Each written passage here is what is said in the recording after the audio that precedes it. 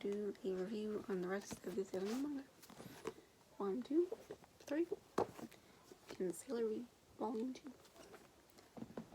I need to move for a second. Okay, so I'm going to do V. So this is continuing with where one picked up. She's still fighting crime in Tokyo. She's still doing, goofy things that 13-year-old girls do. She's constantly got a new crush. And what's interesting is, if you remember the police detective in the first volume,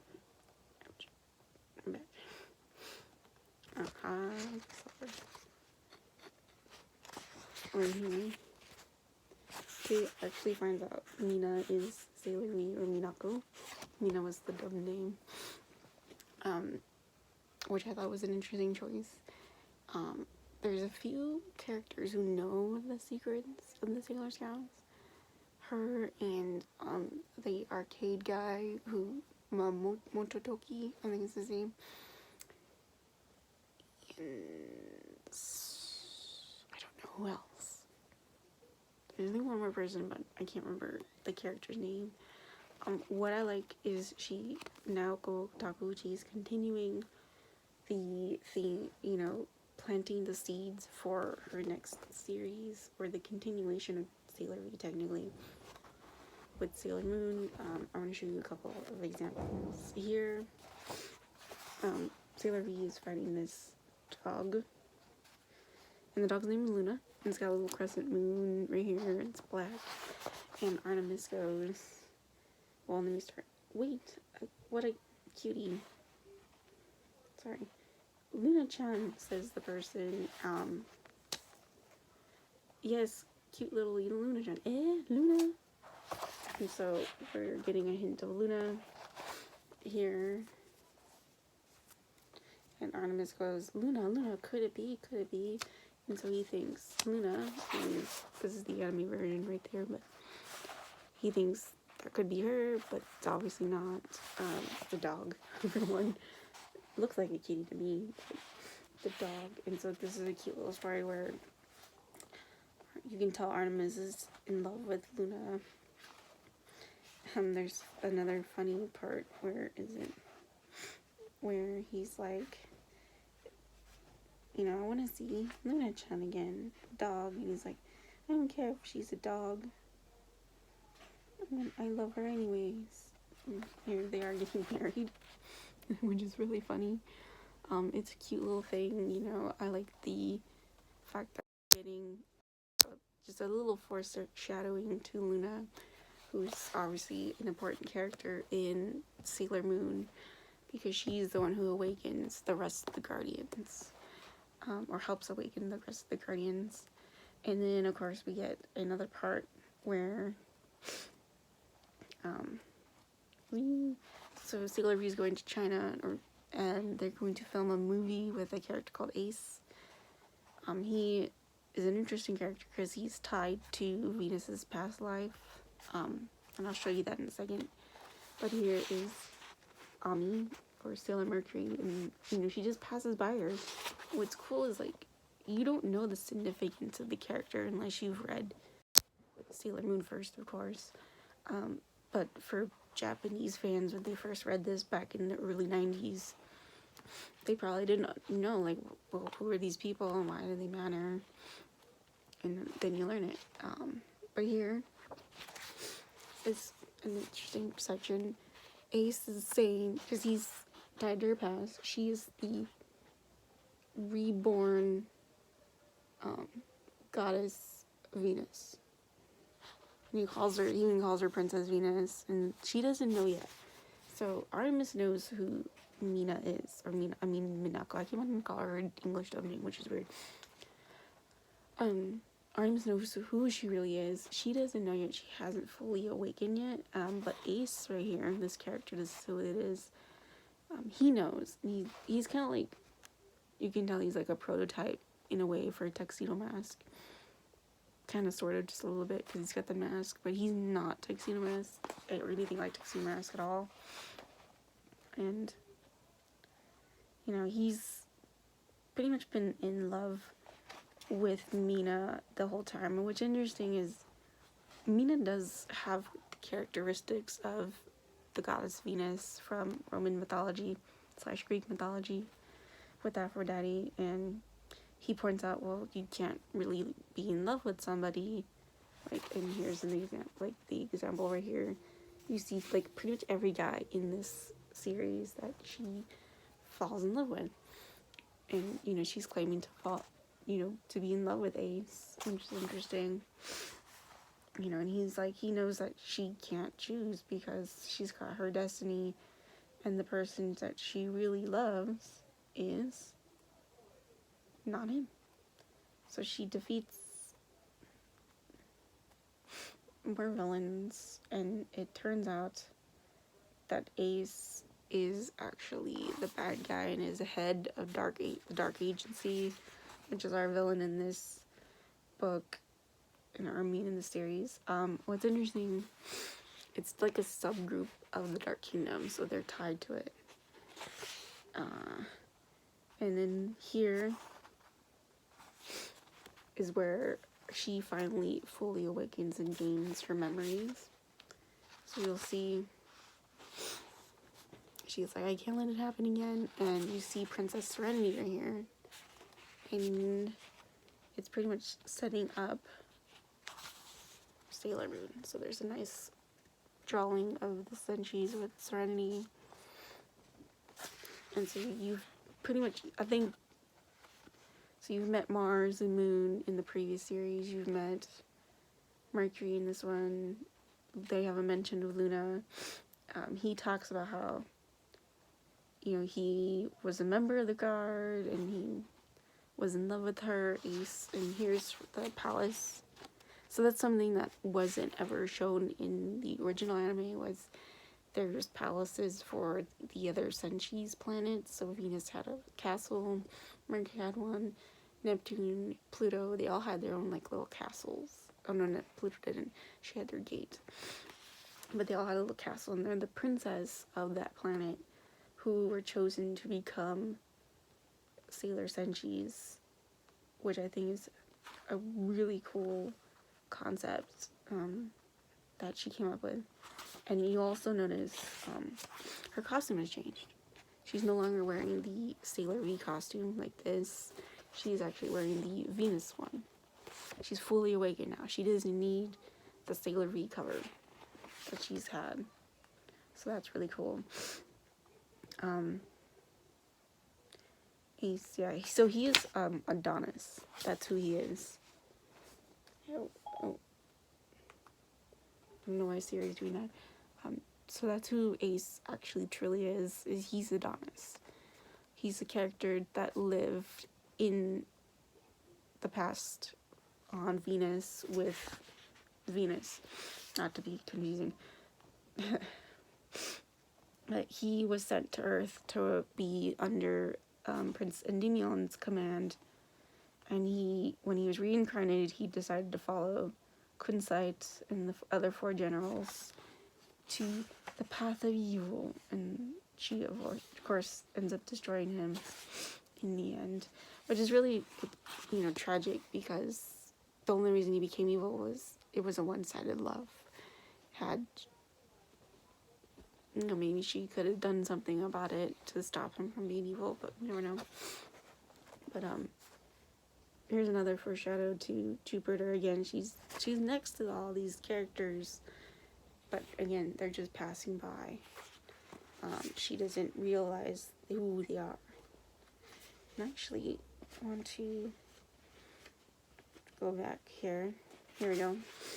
For a second. Again, there's Endymion, so hinting at what's to come with the next set of the story in Sailor Moon. Because it's pretty much a continuation of Sailor V. We just switch from mainly seeing Venus to Sailor Moon. And there's Kunzite, and you can see she's fallen in love with Kunzite, which is something only in the manga and in Crystal. There's the other general right there, and I think she had Sailor Moon again, if I remember. in here. I don't know if I can find her fast enough. Maybe I can. Please, fast. I think she was in this chapter where they're doing karaoke. But yeah, Sailor V overall is kind of more silly. As the series, like, she gets into kind of goofy situations. The villains are a bit more goofy than the ones that you see in Sailor Moon. Overall, it's a fun series. I really like it. It was a good setup to Sailor Moon, and it gives the readers a chance to get to know Sailor Venus or Minako. I think, like, if you really liked how the original anime made it about being just a teenage girl, you would like Sailor V more, because it's very like that. You know, she is very much like a typical teenage girl who's she's 13. She's in middle school. I don't know if they actually call it middle school in Japan, but that's very much the series for Sailor V.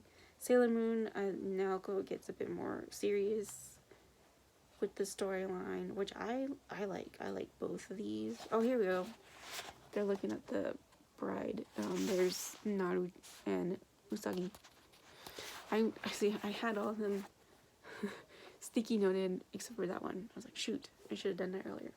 But this is a good series. If you haven't read Sailor V ever, please read it, because unfortunately there's no anime to Sailor V. I would love for them to make one, like, kind of, you know, they're doing Crystal, why not do a little quick Sailor V manga? That'd be awesome. And then we're gonna go to book 2. Oh, I didn't show you the colored pictures for the, really quickly. I think that's one of the original colors right there. There and there. See, that's what the outfit I was talking about. It's better right there. Okay. So here's book 2, volume 2 of Sailor Moon. This has Mercury on the cover for this edition. And pretty fast. The Sailor V does not have a table of contents, by the way. Same picture on the cover. Really pretty artwork right here. Interesting, their hair colors are nice. Okay, and so this one we have Act 7, Mamoru Chiba, Tuxedo Mask. Act 8, Minako, Sailor V. Act 9, Serenity Princess. Act 10, Moon. Act 11, Reunion, and Demion. So we're continuing with our Dark Kingdom arc. In this volume, we meet Sailor V. We find out more about Mamoru's past, or Tuxedo Mask's past. And eventually it is revealed who exactly the Moon Princess is. Which is, spoiler alert, or I guess this whole video is spoilery. It's Sailor Moon, pretty much. I mean, if you read Sailor V, right, there's no denying that looks exactly like Sailor Moon, right? There's Princess Serenity. She's pretty much the exact same as Sailor Moon. Shoot. It is what it is. Sorry. But what I like, again, is obviously we know Venus has her memories back, and she's pretending to be the princess, because when they first meet her, she's got the crescent moon mark on her forehead, and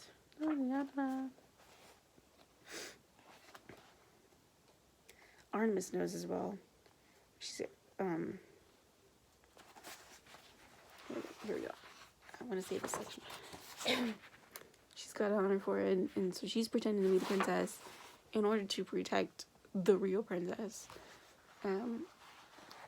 So that's an awesome addition. They didn't do something like that in the original anime.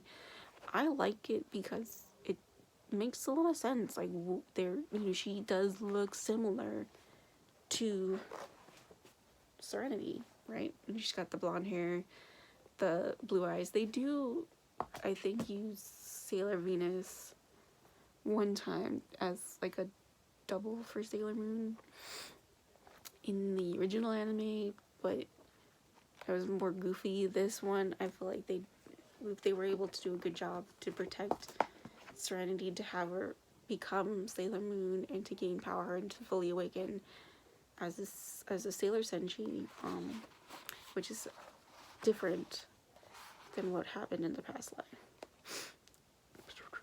And one of my favorite scenes is right here, where she runs into Mamoru in the park, and he's reading about crystals, and she knows about his past. He's trying to gain his memories. And what's cute is they both have something of each other. She's got his pocket watch, he's got her handkerchief. And the next time we meet, we'll trade, is what it ends with. It's a super cute scene. They're not bickering with each other, which is refreshing, because in the first season of Sailor Moon, in the original anime, they always bickered a lot.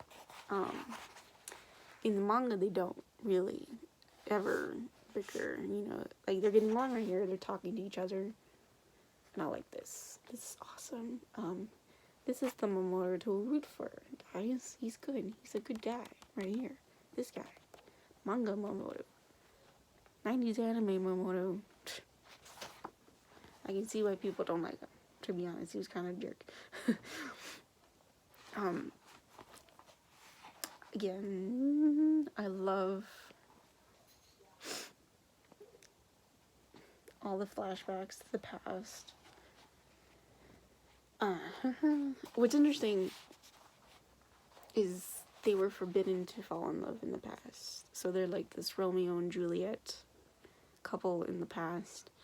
And Queen Serenity, as you find out in the chapter Act Moon, she has everybody reincarnated because she wants her daughter and Endymion to have a second chance to find each other, to fall in love without being forbidden to do so. Because Serenity is of the moon, she cannot fall in love with someone of the earth. And I love this. I love this storyline. I know a lot of people don't like Romeo and Juliet. It's, heavily criticized as a Shakespeare play because people don't see it as a love story. They see, it's a tragedy.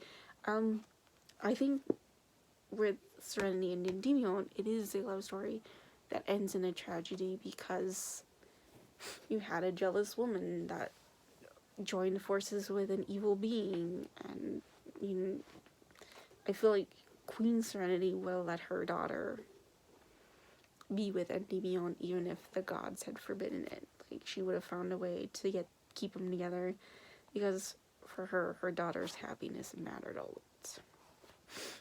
So I really like the story. It is tragic, and what's nice is they do get a happy ending in the end, because they do get back together in the past, and they find each other, and they fall in love without having their memories. I know a lot of people complain about them as a couple because they feel like Mamoru doesn't really love Usagi.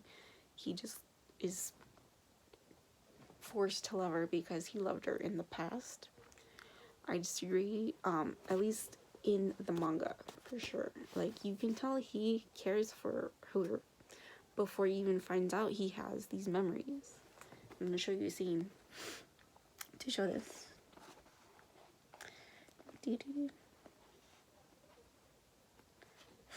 So here we have, he's rescued her, she's like, you can't be here.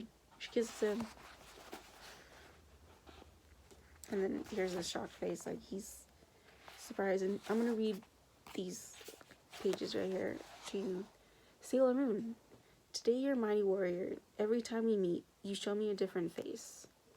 I wonder if there are still different versions of you, and what kind of girl are you really? Just who are you? So he's interested, he's curious about her and who she is. And here Ba-doo. Here they are in his apartment. They don't know their past yet. They were having like dreams where they hear people calling. He hears Serenity, she hears Endymion, but they can't really see a face in the dream. So they don't have memories yet, but they can sense a connection. And I'm gonna. Is it really so wrong to trust him? Luna, what should I do? My heart is racing. I feel right now that if time stopped at this moment, it would be just fine by me. Luna is waiting. I have to go home. And over here he says Usako, which is like a cute little nickname. So again, you're seeing feelings develop prior to having any knowledge of their past life or regaining their memories at all, which is awesome. So I love it. Sorry. I'm going to show you another scene really fast. Not of this, of something I really enjoy that Naoko did for her world building and mythos. So they're going to the moon to find out about their past lives and how to steal this great evil queen, Natalia. And you see, what is this? A sword in the stone, which is awesome. Again, not something that they did in the original anime. What's cool is this sword, it's made out of a poisonous stone, and it's so strong it can shatter a diamond. And it is the sword meant to protect the princess, so it's meant for the Sailor Senshi to use to protect Serenity. I think Venus mainly uses it throughout. She has a special attack called Wink Chain Sword, I think, if I'm remembering correctly. So that's what it's called. So the sword still, I think that's the same sword. It looks the same in the animation. I'll have to look really fast at the picture in the manga, but it's a cool concept. I love it. And of course, at the very end, Momoa gets injured. He's taken by the Dark Kingdom. He's brainwashed. In this, he's not brainwashed, actually. That's, again, not the same. He is taken, but he's died, and he's been resurrected as a member of the Dark Kingdom. He's the new warrior for it. I mean, I love the manga so much, guys. I do. So, do they have a hint of Queen Beryl being the jealous woman? So Queen Beryl is the jealous woman. She was in love with Endymion from afar, and it's like, man, you gotta watch out for those girls, because apparently they become evil and destroy entire systems and kingdoms with an evil power. I mean, it's just, yeah. But yeah, moving on. Volume 3. Volume 2 is great. Continues the story, continues the world building. I know a lot of people are, with the 4 generals in particular, feel like they didn't have a lot of characterization. I think she did that with a purpose, because she knew she didn't want them to be in the rest of the series for the most part as a major character, major characters. They do pop up again here, in one scene during the next arc. If I can find it, I will show you. But I'm going to go ahead and do Volume 3. Volume 3 continues on with our story with Dark Kingdom, and then moves on into the second act. Our overall arc. So you have Enemy Queen Natalia, Final Battle, Reincarnation, Conclusion and Commencement, Petite Estrange. It's French. I took French, guys, and I sucked at it. Infiltration, Sailor Mars, Abduction, Sailor Mercury. So the last two, 15 and 16, are the Black Moon arc. So we finish Dark Kingdom in 12 through 14 in this volume. So here's the cover, Sailor Mars. I'm going to show you the color pages. And this one's really cool because it's got like a lot of pictures. And oh, bam. Okay, so what's interesting is she doesn't use the silver crystal to bring Endymion back. What she does is she does exactly what happened in the past. They had to kill each other. They had to die.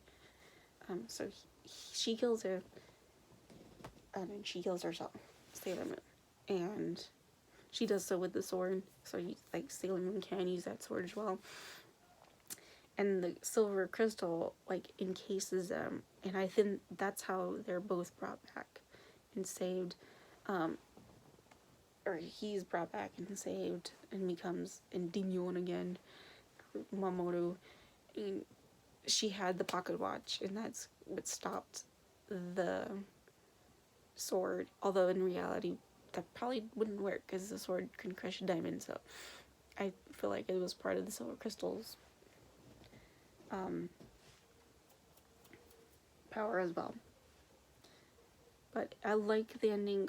Queen Beryl is defeated, so she does not make it to the very end. Like in the original anime, they had her like merge with Metalia. I don't know if because they made Beryl like this really, really big figure in the anime, so they wanted her to be like a focus in the final battle. But here it's about Queen Metalia, because Queen Beryl was the jealous woman that was like a vessel to get Metalia what she wanted. In reality,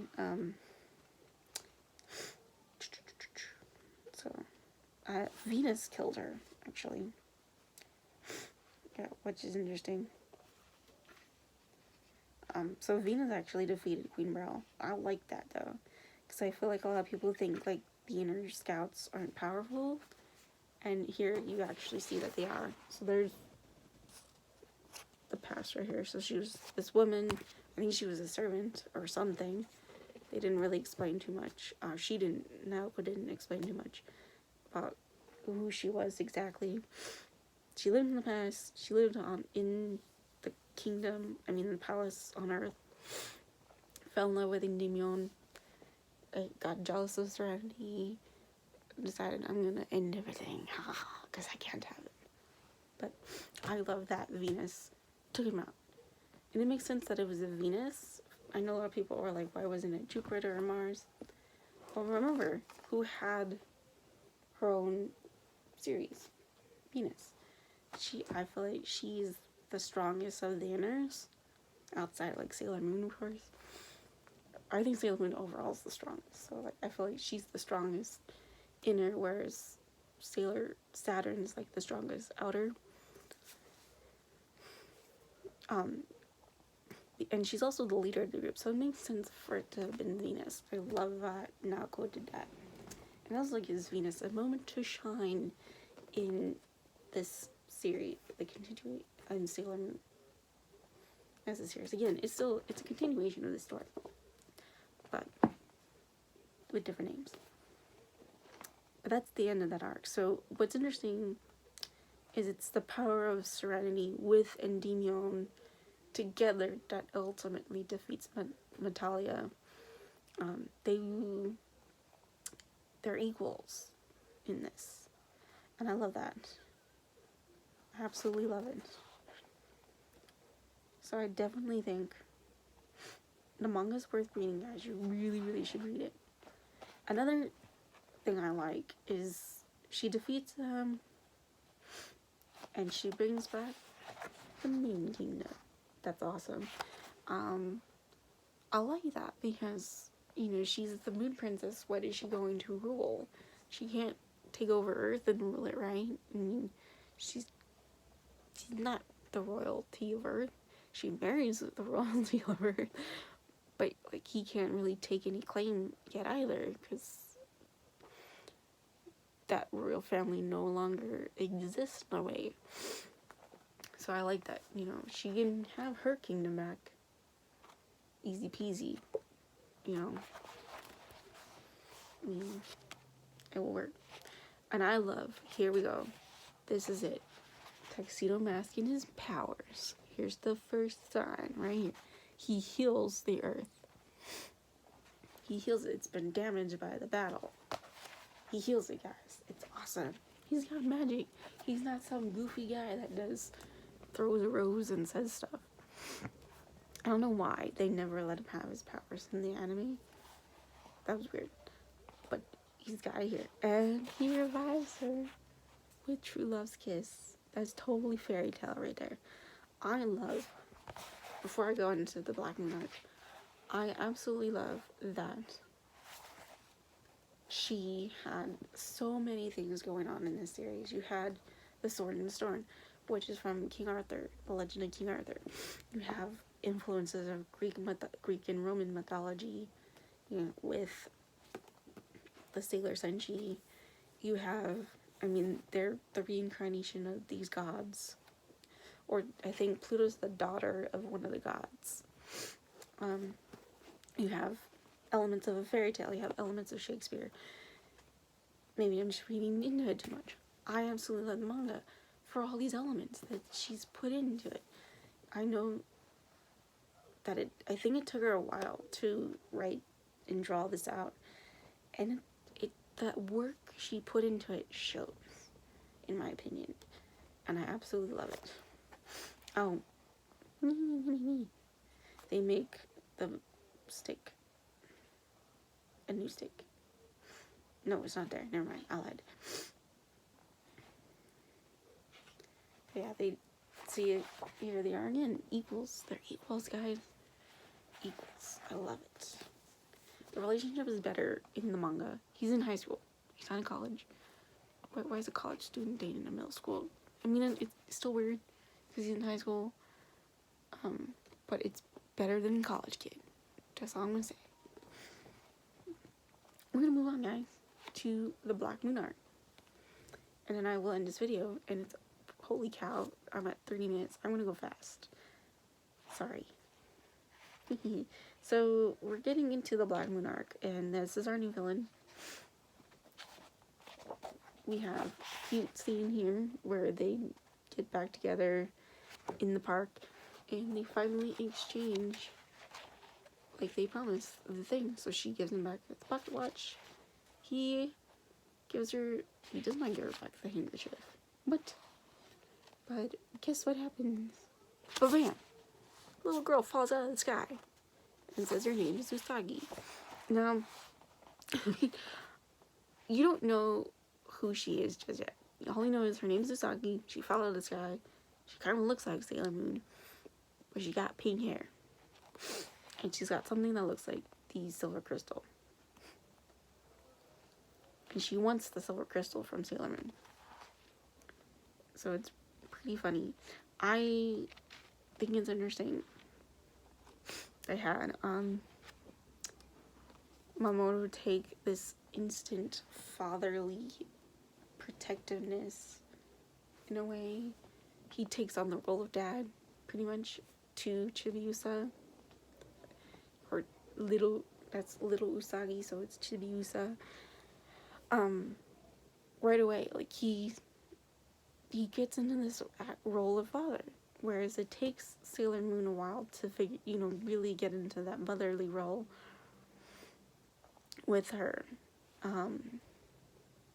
She does not in this volume at all just yet.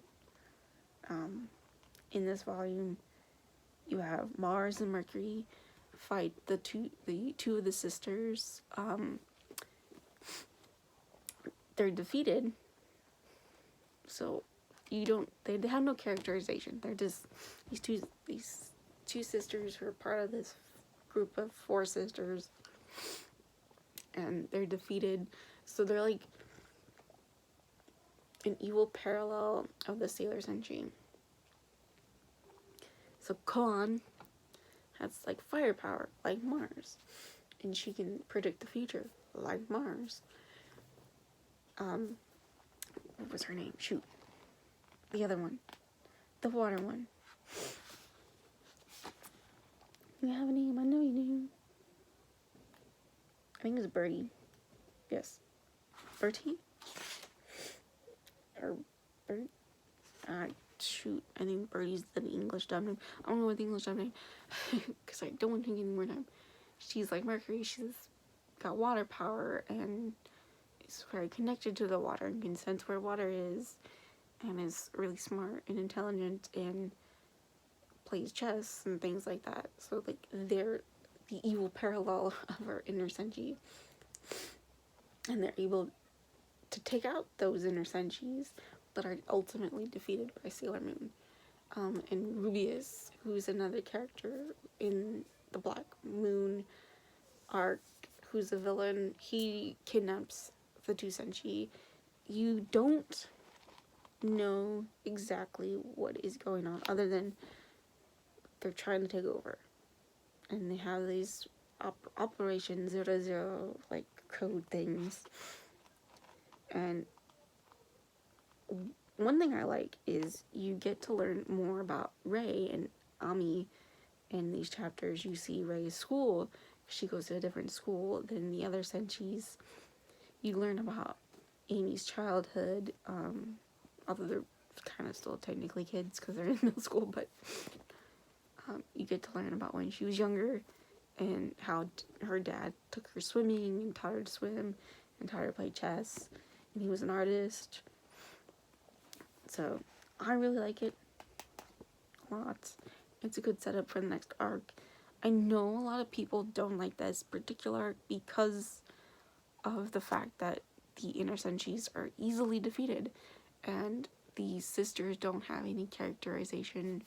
Again, I don't think Naoko didn't want them to. She wanted them to be gone. They were meant to be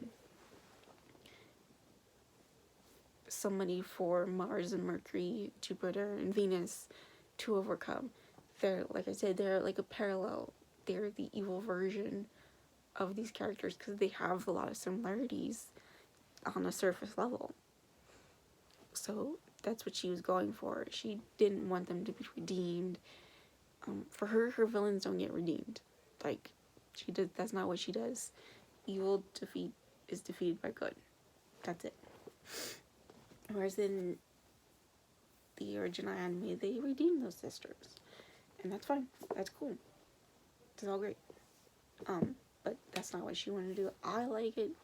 I'm a sucker for a good old fashioned good versus evil. I'm sorry. I think I'm like shaking the camera too much because I'm moving around. I apologize for that, but I like it. I also like the fact that our heroes don't always win. You know, it's important to have those stories as well. It's kind of like, you know, we're more with this, not for this particular film right here, but for that franchise. Think Empire Strikes Back. Picture it. What happens in the end? Our heroes, Han, Luke, and Leia, they don't win. Han's frozen in carbonite, guys, and is taken by Boba Fett. You know, Lucas had his hand chopped off and finds out his dad is Vader. You know what I mean? So they've been defeated by the Empire, and the Empire won. In this storyline, or Black Moon's winning. Oh snap. Like, what are they gonna do? You gotta find out in the next 2 volumes. But, or 3? 2, 3? I'm not sure. How many volumes this arc takes. But, you're gonna find out then. Excuse me. So I gotta end this video. Overall, you guys should check out Sailor Moon and Sailor V.